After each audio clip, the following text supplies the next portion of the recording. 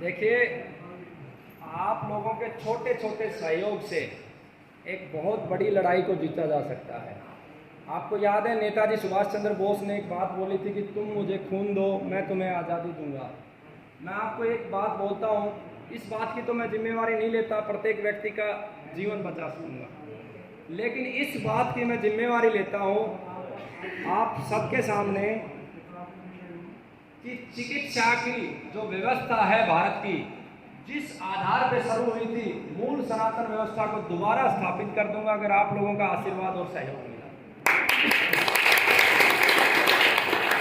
जो ज्ञान भारत के गांव गांव जंगलों में छिपा पड़ा है उसे दोबारा पटल पे ले आऊंगा। भले कुछ भी हो जाए, परमात्मा ने मुझे इतनी शक्ति दी है, हर एक वैद्य की ज्ञान को मैं जनता तक पहुंचाऊं। देश में चिकित्सा के क्षेत्र में जितनी झूठ है, मेरे खुद के बेटे को एक वैद्य ने 5 महीने ये कह के इसको टीबी है, नाड़ी पकड़ के टीबी की दवा खिलाई। जितना झूठ है वो सब सामने ले आऊंगा मेरी गर्दन उतरने से पहले। आपका साथ चाहिए। क्यों चाहिए मेरे को? मेरे पास शक्ति नहीं है, मेरे पास ईश्वरीय शक्ति है, उससे मैं जितना प्रयास कर सकता हूँ। आपको पता है जितना यूट्यूब पे है उसमें से 99.9% झूठ है। जो अच्छे वैद्य हैं उनका पता भी नहीं है किसी को। इस प्रयास में हम लगे हैं कि एक एक वैद्य को जो अच्छा है, जो सच्चा है। आपको पता है इस देश में सबसे अधिक कैंसर रोगी किसने ठीक किए थे? मांगेलाल तंवर ने ठीक किए थे। मांगेलाल तंवर, उससे ज्यादा कैंसर रोगी आज तक कोई ठीक नहीं कर पाया। क्यों ठीक किए थे पता है आपने? कोई वैद्य था वो? कोई वैद्य नहीं था। मैं आपको एक और बात कहता हूँ, इस देश में कैंसर के विषय में जब भी कोई बड़ा काम होगा तो वो करने वाला चिकित्सक नहीं, वैद्य नहीं होगा, कोई पीड़ित निकलेगा जिसने पीड़ा को सहा है और वो चीर देगा हर चीज को। मांगेलाल तंवर एक व्यक्ति थे, मध्य प्रदेश के रहने वाले थे और किसी संत महात्मा की सेवा की थी तो उन्होंने कुछ औषधियाँ उनको बताई थी कि ये ले लो, कैंसर में ठीक हो जाएगा। सबसे पहला रोगी उन्होंने अपने गांव का ठीक किया था। सबसे बड़ा रोगी भैरव सिंह शेखावत की पत्नी या उसके परिवार में उसको ठीक किया। पता है वो व्यक्ति क्या था? उस व्यक्ति को 3 बार किडनैप किया गया कि फॉर्मूले दे दो, पैसे ले लो, फॉर्मूले दे दो। नहीं दूंगा। तो उसको बोला मार देंगे। तो उन्होंने बोला तुम थोड़ी ना मारोगे, परमात्मा मारेगा, तुम तो सिर्फ माध्यम बनोगे, बन जाओ, मार दो। भाई रावण को भगवान श्री राम ने थोड़ी ना मारा था, ईश्वर माध्यम बना था उसकी मुक्ति के लिए। हमें दिखता है कि हमारे साथ धोखा इसने कर दिया, इसने कर दिया। धोखा कोई किसी के साथ नहीं करता। मेरे साथ भी बहुत सारी लड़ाई झगड़े, धोखे, आरोप प्रत्यारोप। 23 जुलाई के कार्यक्रम से पहले भी मैं बहुत भारी डिप्रेशन में था। कोई महिला खड़ी हो गई थी ये कहने के लिए कि मैं पूरी दुनिया में ये कहूँगी कि मेरे साथ ज़बरदस्ती किया गया है, और मैं ऐसे कोमे में चला गया था। लेकिन मैंने देखा मैं क्या हूँ, मैं क्या हूँ? कुछ नहीं हूँ। अगर सारी दुनिया मुझे चोर, डाकू, लुटेरा, बलात्कारी भी कहेगी, मेरे गुरु की पत्नी खड़ी हो गई थी उसकी हत्या के बाद। राजीव दीक्षित जी 2010 में गए थे और आज से 3 साल पहले एक बहन जी आ गई थी दिल्ली से कि मैं उनकी पत्नी हूँ। क्या करने? तो मैं जो आपको कहना चाहता हूँ कि झूठ क्यों इस देश में आगे बढ़ जाता है? परमात्मा स्वतंत्र करता है। वो कहता है कि राक्षस मेहनत करेगा तो उसको सफलता मिलेगी और अच्छा व्यक्ति मेहनत करेगा उसको सफलता मिलेगी। आप सोचो कि अगर मेहनत करने वाला कोई बलात्कारी है, उसको बलात्कार ही करने हैं तो ईश्वर रोकेगा नहीं, ईश्वर ने उसको स्वतंत्र रखा हुआ है। अगर कोई डाकू है, उसको चोरी करनी है तो ईश्वर रोकेगा नहीं, ईश्वर ने स्वतंत्र किया है। इस उदाहरण से इसलिए समझो, मैं कहता हूं कि दुनिया में सर्वश्रेष्ठ सनातन धर्म है, मूल सनातन धर्म, जिसमें भारत के 99% है नहीं। भारत में 99% हिंदू ईसाई हैं। हिंदुओं की मानसिकता ईसाइयों जैसी है 99% लोगों की। तो किस आधार पे हम कह दें कि हम सर्वश्रेष्ठ हैं? हम बदल चुके हैं, लेकिन जो हमारी मूल संस्कृति थी वो सर्वश्रेष्ठ थी। अब आपको कई बार कहता है कि अगर हमारी संस्कृति सर्वश्रेष्ठ थी तो हमारी का फैलाव क्यों नहीं हुआ? मुस्लिम 56 देश क्यों बन गए? उसका मूल कारण यह कि मुसलमानों ने कर्म किया, मेहनत की। अड़िगढ़ मुसलमान आज भी अपने विषय पे उनको बदल नहीं सकता। आप देखोगे इतने सारे मुसलमानों के धर्म गुरुओं पर बलात्कार के आरोप हैं, जबकि अगर उनके धर्म की व्यवस्था को समझोगे, धर्म नहीं माफी चाहूँगा, पंथ की व्यवस्था को समझोगे तो वो सिस्टम इसी चीज़ का है, जहाँ पे रिश्तों का कोई रुकावट नहीं है, 4-4 शादियाँ हैं, पूरा का पूरा पंथ भोग के ऊपर खड़ा हुआ है। मात्र एक सच बोलने से 83 लोगों की 2 महीने पहले तक हत्या हो चुकी थी भारत में। गुरु गोविंद सिंह जी के देश में ये अब हो रहा है, भगत सिंह के देश में अभी हो रहा है। तो सच नहीं जीतने वाला है, जीतेगी जो मेहनत करेगा। इसीलिए आज भी झूठ का परचम पूरे देश में लहरा रहा है। 99% यूट्यूब पे झूठ है। जो लोग सामने दिखते हैं वो ऐसे होते नहीं है। तो मैं आपको जो मांगेलाल की बात बता रहा था, मांगेलाल ने समझौता नहीं किया। उन व्यक्तियों के मन में आया इसको मारने से क्या फायदा है, तो मरने के लिए तैयार बैठा है, उसको छोड़ दिया। वो मात्र 6 रुपए लेता था। उसका गांव राजगढ़ शहर से दूर था, मैं उसके घर गया हूँ। आज भी ऐसा एक नीम का पेड़ है, छोटा सा, छोटे से 2-2 कमरे हैं। उसको कष्ट होने लगा कि रोगी इतनी दूर आते हैं, वहाँ ऑटो चलते नहीं था, वो खुद पैदल जाता था, शहर में जाके दवा देता था और 6 ही रुपए लेता था। 7 रुपए भी नहीं लिए उसने, क्योंकि वो अपने दलील पे अड़ग था, इसलिए 500 रोगियों को ठीक कर पाया। और दावे से कहता हूँ उससे ज्यादा रोगी ठीक करने वाला आज भी भारत में कोई नहीं है। अगर है तो दिखा दे, आंकड़ा दिखा दे। उसके पास हालांकि आंकड़ा नहीं है और मेरे पास कोई प्रूफ नहीं है, लेकिन मैं कम से कम 40 रोगियों से मिल चुका हूं जो उसके द्वारा ठीक किए गए हैं। तो इस आधार पर मैं कह सकता हूं कि जो व्यक्ति जिनका शरीर आज से कई दिनों पहले समाप्त हुआ, और देखिए कुछ मिलना होता है तो परमात्मा कैसे देता है।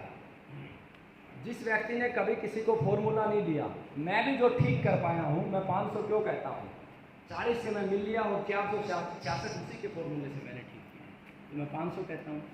मेरा कुछ नहीं है, उसी का है सब कुछ। मुझे एक व्यक्ति ने आके बताया, किसी रोगी की चर्चा कर रहे थे कि ये फॉर्मूला है, आप इसे प्रयोग करो। सोचो, जो व्यक्ति चला गया, संसार से चला गया और उसने किसी को ज्ञान नहीं दिया, जिसको दिया सीमित लोगों को दिया, और वो ज्ञान अपने आप ईश्वर ने मेरे तक पहुंचाया। मैंने उसमें कुछ मूल परिवर्तन, मैं आपको वीडियो पे भी मैंने डाला हुआ है। उनकी जो मूल दवा थी उसमें बादाम होता था, सफ़ेद मूसली होती थी। मैंने उसमें 3 परिवर्तन किए। मामरा बादाम सबसे जो सर्वश्रेष्ठ होता है उसको लेके आया, क्योंकि जितनी अच्छी क्वालिटी का प्रोडक्ट होगा उसका परिणाम आएगा। उसके अंदर मैंने केसर अपने मस्तिष्क से ऐड किया, और कीड़ा जड़ी जो सातु धातुओं को पुष्ट करती है, ये मैंने ऐड करी और उसका परिणाम काफ़ी बढ़ गए। तो इसलिए मैं कहता हूँ कि ये सब परिणाम परमात्मा का है, मेरा नहीं है। लेकिन जो मैं आपसे मूल सहयोग चाहता था, YouTube पे जितने भी वीडियो बनते हैं अधिकतर पेड होते हैं। आप भी जिस वीडियो को देख के आए हो वो पेड, मैंने भी पैसे दिए हैं, मैंने भी पैसे दिए हैं। पता है क्यों दिए हैं? पहली बार एक यूट्यूबर ने फ्री वीडियो बनाई और मैंने गलती से एक व्यक्ति पे भरोसा करके उसको साथ ले लिया। जैसे आजकल मैं इसको ले लेता हूँ, है, इसका भाई इसी गुरुकुल में खत्म हुआ, इसलिए लड़ता है, इसकी गोद में गया है ना। ऐसा नहीं है कि सबको हम बचा लेते हैं, हो सकता है मैं खुद को ही नहीं बचा पाऊँ। तो ऐसे ही एक व्यक्ति आया था कि मेरा जीवन राजीव भाई ने बचाया है और राजीव भाई के लिए काम करूँगा। जैसे उसको वीडियो में खड़ा करा तो वीडियो पॉपुलर होगी। मेरे बारे में वो पत्रकार जानता था कि 2.5 लाख रुपए इसका वेतन है, और आज से 8 साल पहले 1 घंटे के 14,000 रुपये कंसल्टेंसी के लेता था। पैसे की भूख इसमें पागल में है नहीं। उसको वो 80,000 रुपये में उठा ले गया। कोई बात नहीं, ले जाओ, मुझे कोई दुख नहीं है, ये भी जा सकता है, सब स्वतंत्र हैं। यहाँ पे 17-18 लोग चोरी करके जाते थे, स्वतंत्र है। मैं विफल हुआ हूँ कि मैं उनकी रोक नहीं पाया, इसका दोषी मैं ही हूँ। लेकिन उस पत्रकार ने उस वीडियो को एडिट करके उस हॉस्पिटल का एड्रेस डाल दिया और सारे रोगी जो गुरुकुल आ रहे थे वो हॉस्पिटल में चले गए। बाद में उस पत्रकार के साथ मैंने रिटर्न एग्रीमेंट बनाया कि ऑन पेपर, स्टैम्प पेपर पे साइन करवाया और उसको पैसे देता हूँ। अगर मैं पैसे नहीं दूँ तो उन हॉस्पिटलों में रोगी जाते हैं जहाँ पर एक भी रोगी ठीक नहीं होता है, जहाँ पे सिर्फ 15 दिन 20 दिन का इंप्रूवमेंट आता है, रोगी प्रभाव में होता है, और उससे बुलवा के वीडियो बना के डाल दिए जाते हैं। मैं भी कितनी वीडियो बनवा सकता हूँ। और ये जो फूलचंद जी है, ये रोगी ठीक हो चुके थे जिनका वीडियो मैंने बनवाया था, यहाँ कहीं पोस्टर भी होगा, लेकिन मैं झूठ नहीं बोलूँगा, मैं जो सच है वो सब आपके सामने रखूँगा। हो सकता है यहाँ ना भी हो, लेकिन उनका वीडियो है, मैंने बनवाया था, इतना मुझे याद है, उनकी रिपोर्ट सामान्य आई थी। तो इसलिए मजबूरीवश देने पड़ते हैं। लेकिन आप लोग अगर सहयोग करो, आप लोग थोड़ा सा प्रचार प्रसार सच का करो, मेरा नहीं, जिस भी डॉक्टर का दावा हो उसके पास फोन लगाओ, भाई 10 लोगों के नंबर दो, मेरे से नंबर चाहिए, मैं नंबर देता हूँ। बहुत सारे लोग कमेंट करते हैं कि नंबर नहीं देते, लेकिन जिसका नंबर दे देता हूँ वो फ्रस्ट्रेट हो जाता है, उसके पास हजारों फोन आते हैं। जयपुर का एक रोगी है बच्चादानी कैंसर का, वो दिन में 50-100 फोन मेरे अटेंड करता है, कहता भाई जी मैं क्या करूँ, माँ को तो ठीक कर दिया लेकिन मैं बीमार हो जाऊँगा। लोगों के इतने सवाल होते हैं, क्या तूने पैसे लेके बनाया, तूने क्या किया। एक रोगी प्रोस्टेट कैंसर का जो अभी ठीक हुआ था, 60 लाख रुपए मेदांता ने मांगे थे, वो रोगी 3 बार मेरे गांव के बस स्टैंड से वापस गया, क्योंकि बस स्टैंड पे लोगों ने उसको भ्रमित कर दिया, ये पागल है, कुछ नहीं है। 3 बार वापस गया, चौथी बार वो रोगी यहाँ से ठीक होकर गया था, उसके साथ गया, उसके कागज देखे, उसके घर पे फोन किया, जब उसको लगा कि हाँ कुछ तो है, तब वो जाके 3 महीने में ठीक हुआ। कैसे हुआ मुझे भी नहीं पता, कुछ ईश्वर की कृपा है कि जिस रोगी को मेदांता ने 60 लाख रुपए में रोबोटिक सर्जरी के लिए बोला, वो ठीक हो गया।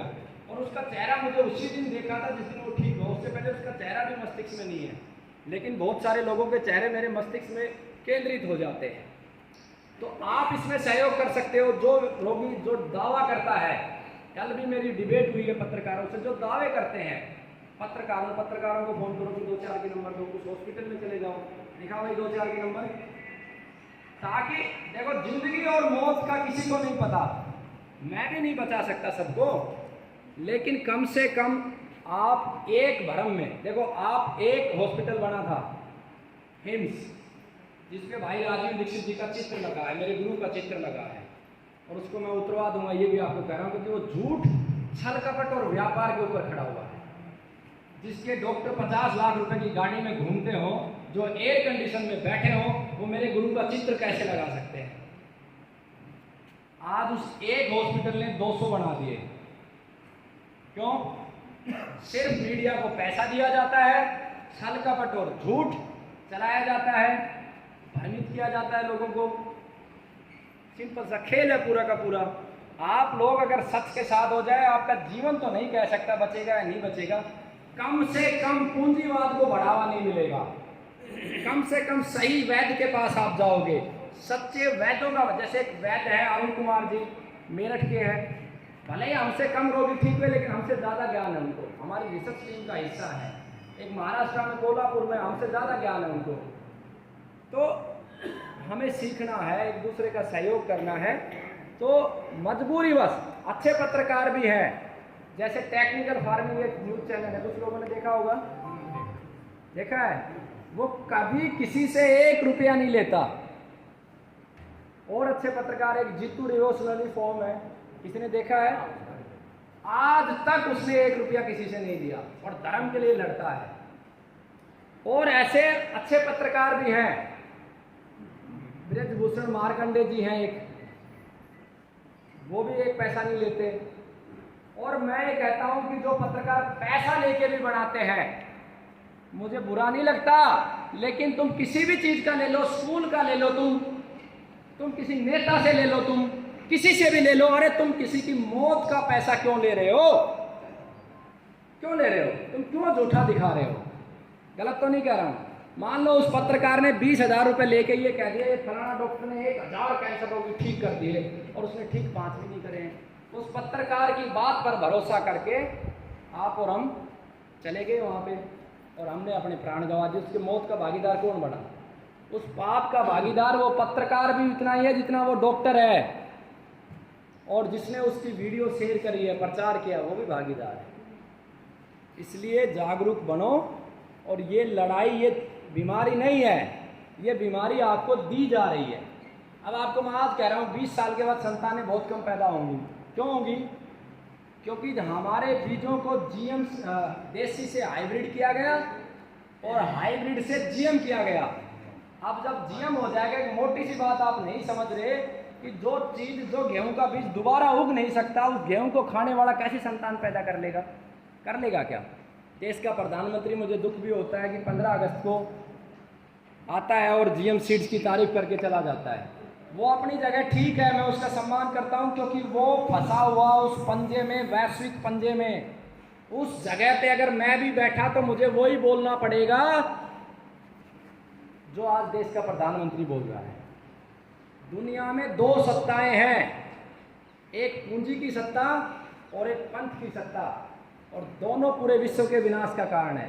पूंजी की सत्ता का खेल चलता है कि पूंजी को एकत्रित किया जाए, जिसके अंदर राफलर है। भाई राजीव दीक्षित जी को कई बार ये लगता है बाबा रामदेव ने मारा, हाँ दोषी है बाबा रामदेव, लेकिन वैश्विक सत्ता ने भाई राजीव दीक्षित को खत्म किया है। वो सिर्फ डर के मारे बैठ गए कि उनको दहशत दिख गई कि अगला नंबर तुम्हारा है, और उनकी तरह ही बातें करने लग गए। पहली जो सत्ता है वो पंथ की सत्ता है, जिसमें 2 सत्ताएं विश्व में टकरा रही हैं, एक मुस्लिम और एक ईसाईयत। और आने वाले समय में भारत में मुसलमानों के खिलाफ सख्त कानून बनेंगे, क्योंकि ईसाइयों की जो सत्ता है उसे ये पता है कि भारत में अगर मुस्लिम सत्ता स्थापित हो गई तो तुम्हारा खेल बिगाड़ देंगे वो। क्योंकि भारत के लोग तो ऑलरेडी ईसाई हैं। बताओ किसके घर में केक नहीं कटता? सच सच बताओ। कटता है ना, लगभग घरों में कटता है। ऐसे कितने लोग हैं जो अपने लालच के लिए दूसरे का नुकसान नहीं करते? करते ना। मैं दुकानदार के यहाँ भगवान भोलेनाथ का जब मंदिर बनाने के लिए गया था तो मैं वो नाक का वो लेने के लिए गया था। तो जब मैं दूसरी दुकान में जा रहा था, बगल वाला कह रहा था अरे भाई इसके पास कुछ नहीं है, वो सस्ता देगा, ताकि उसके पास ना जाए। तो हम अपने जीवन में जहाँ व्यक्ति स्वार्थ ही हो गया वहाँ मतलब ईसाई बन गया। सीधी सी बात है। आप गुरु गोविंद सिंह जी के जीवन को देखो, उसको क्या आवश्यकता थी? मुझे तो दुख होता है, मेरे जो सिख भाई हैं, एक बैठा हुआ बार बार नजर में आ रहा है, वही लोग समझ नहीं रहे। जिन लोगों ने उनके चारों बच्चों को चिनवा दिया, कटवा दिया, आज वही मूर्खता में आ रहे हैं। गुरु गोविंद सिंह जी का जो आइकन है, भारत के प्रत्येक बच्चे को पढ़ाना चाहिए, उनके जीवनी को पढ़ाना चाहिए। भगत सिंह का जो एक नारा था, पूंजीवाद पूरे विश्व का दुश्मन है। भगत सिंह को हम एक दृष्टि से देखते हैं कि वो एक क्रांतिकारी था, यही दृष्टि होती है हमारी। बंदूक लेके गया था ना, वो दुनिया का सबसे बड़ा विचारक था जो अगले 5000 साल की दृष्टि समाज को देके गया। उसने कहा पूंजीवाद समुच्चय विश्व का दुश्मन है। आप बीमार पूंजीवाद की वजह से हुए हो। यूरिया डीएपी की कंपनियां पैसे के लालच में यूरिया को प्रमोट करती हैं, लिपस्टिक की कंपनियां पैसे के लालच में प्रमोट करती हैं। पूंजीवाद ही समुच्चय विश्व का दुश्मन है। पंथवाद बाद में आता है। जब पूंजी की सत्ता ईसाइयों के हाथ में है तो वो चाहते हैं ईसाइयत का प्रचार पूरी दुनिया में हो। जिस दिन पूंजी की सत्ता मुसलमानों के हाथ में होगी, वो पूरे विश्व को मुसलमान बनाना चाहेंगे। तो पूंजी की सत्ता को तोड़ने का जो विकल्प दिया वो भाई राजीव दीक्षित जी ने दिया, स्वदेशी, जो पूंजी की सत्ता के चीथड़े चीथड़े कर सकता है। अगर इस मूल सिद्धांत को आप समझ जाओ, स्वदेशी के अर्थ को आप समझ जाओ, तो पूंजी की सत्ता को समाप्त किया जा सकता है। यानी जो कार्य भगत सिंह ने एक चीज दिया, एक समस्या दी, अंतिम खत में भगत सिंह ने लिखा कि मेरे जीवन के 9 सोपान है, मैं चाहता हूं कि आने वाली पीढ़ी उनका पूरा करे। मुझे भी बहुत दुख होता है, भगत सिंह का चित्र गाड़ी के बाहर लगा होता है, नीचे बैठ के लोग शराब पी रहे होते हैं। भगत सिंह के लिए जान दे देंगे, शराब पी के ये स्टेटमेंट देते हैं, भगत सिंह के लिए जान दे देंगे। अरे भगत सिंह की तो तुमने जान ले ली, क्योंकि महापुरुषों का शरीर महत्वपूर्ण नहीं होता, उनके विचार महत्वपूर्ण होते हैं। वो विचारों के लिए जाने जाते हैं।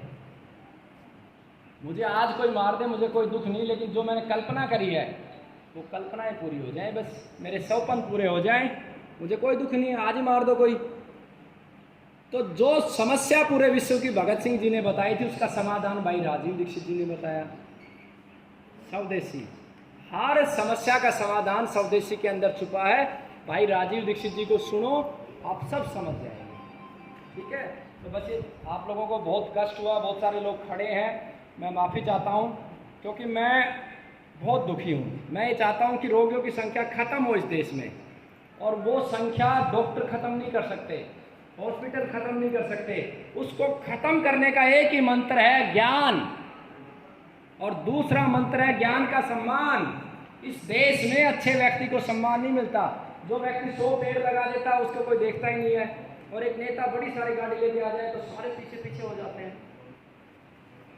जब कोई अच्छा व्यक्ति अच्छा कार्य करे तो उसका सम्मान भी होना चाहिए। ये भी भगत सिंह का सपना था।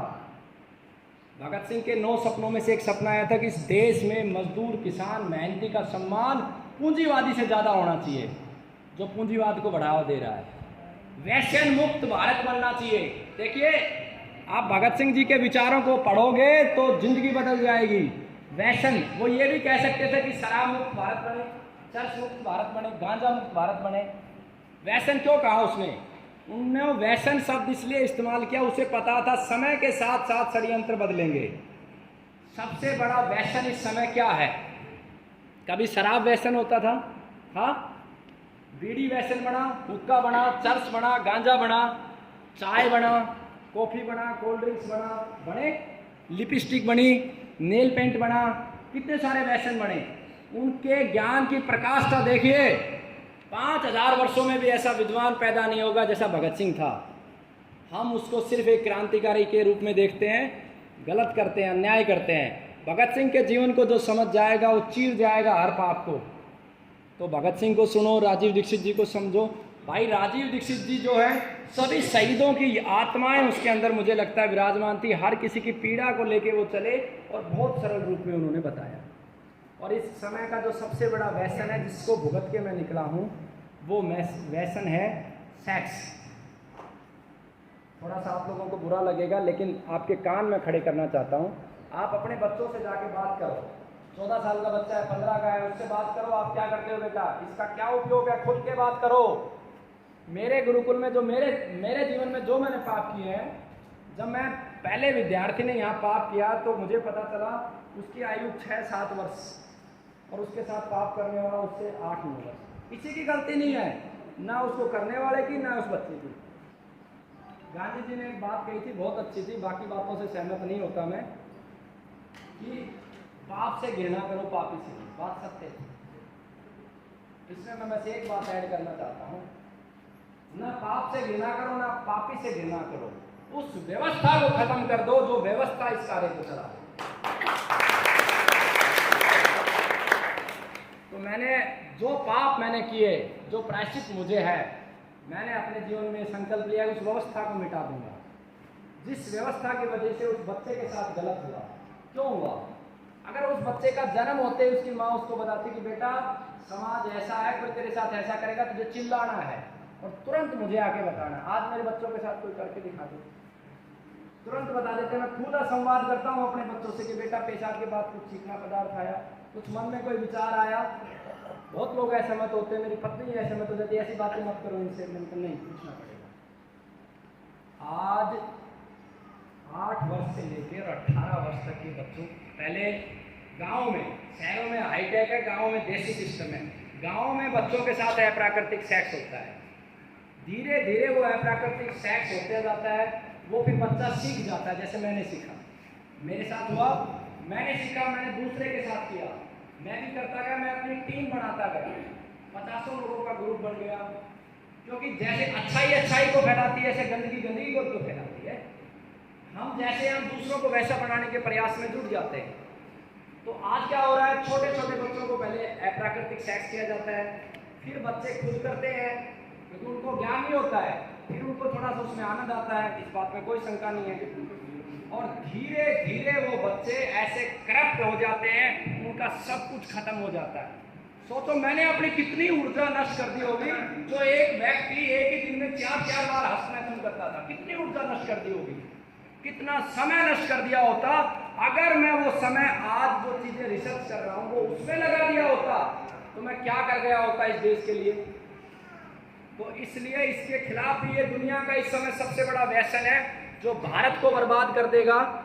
क्योंकि हमारे वीर्य से हमारी संतान की शक्ति बनती है। आपको एक उदाहरण दूं, सिखों का डीएनए मांगने के लिए कुछ औरतें आई थी। एक लड़ाई में जब सिख जीते थे तो जब वो परास्त हुए तो उन्होंने अपनी लड़कियां भेज दी सिखों के पास कि इनसे संतान ले आओ कैसे भी करके, लेकिन सिखों ने संतान नहीं दी। क्यों? क्योंकि उनका डीएनए मजबूत था। उनको पता था मजबूत डीएनए से ही मजबूत डीएनए खड़ा होगा। और आज हमारा डीएनए कैसा हो गया, जो 9 साल से बच्चा हस्तमैथुन कर रहा है, जो 10 साल से कर रहा है, तो उसकी संतान कैसी होगी? कैसे महाना प्रताप पैदा होगा? कैसे होगा? क्योंकि वो सारी शक्तियां नष्ट कर चुका है, सब कुछ नष्ट कर चुका है। उसकी बुद्धि का विकास कैसे होगा? कुछ नहीं होने वाला है। इसलिए मैं पुनः आपको ये कहता हूं, बीज, परमात्मा की दी हुई सबसे बड़ी शक्ति बीज है। बीज को बचाओ। अगर बीज को बचाने में विफल हो गए तो कुछ नहीं बचा पाओगे, कुछ भी नहीं बचा पाओगे। इस समय सभी देसी बीज बचाने चाहिए। सभी जीवों की मूल प्रजातियां जैसे गाय, काकरेज नस्ल शुद्ध बची हुई है, लेकिन आने वाली पीढ़ी वो पालेगी नहीं उनकी। क्यों नहीं पालेगी? क्योंकि उनके बच्चे पेड़ के नीचे बैठ के सपना चौधरी को सुनते हैं, फिल्में देखते हैं। गाय कैसे चलाएंगे? उनके माँ बाप चला लेंगे, लेकिन आने वाली पीढ़ी नहीं चलाएगी। क्योंकि उनको तो वही जो हम टीवी में देखते हैं कि जो टाइल लगी है, पोछे मारने वाली अलग आ रही है, खाने वाली अलग आ रही है, और जो षड्यंत्र चलते हैं, वो बहू ने उसको ये कर दिया, सास ने ये कर दिया, वही तो हमारे दिमाग में पनपता है। क्यों हमें ऐसा कर दिया गया? बचपन से हमें हमारी व्यवस्थाओं से नफरत क्यों हो गई? बढ़िया कोई डाकू है क्या? कोई लुटेरा है क्या? टेलीविजन ने ये दिखा दिखा के, बनिए ने मेहनत करी है, हमेशा मेहनत और बुद्धि के दम पे आगे गया है। टेलीविजन ने ये दिखा दिखा के राजपूत बड़े खतरनाक होते हैं, दूसरों पे अत्याचार करते हैं। किसी राजा ने कभी भारत पे अत्याचार नहीं किया, कोई अपवाद होगा। लेकिन जब भारत सोने की चिड़िया था, पूरे विश्व में भारत की अर्थव्यवस्था का डंका बजता था, न्याय का डंका बजता था, तो सिर्फ और सिर्फ राजाओं की ईमानदारी की वजह से बजता था।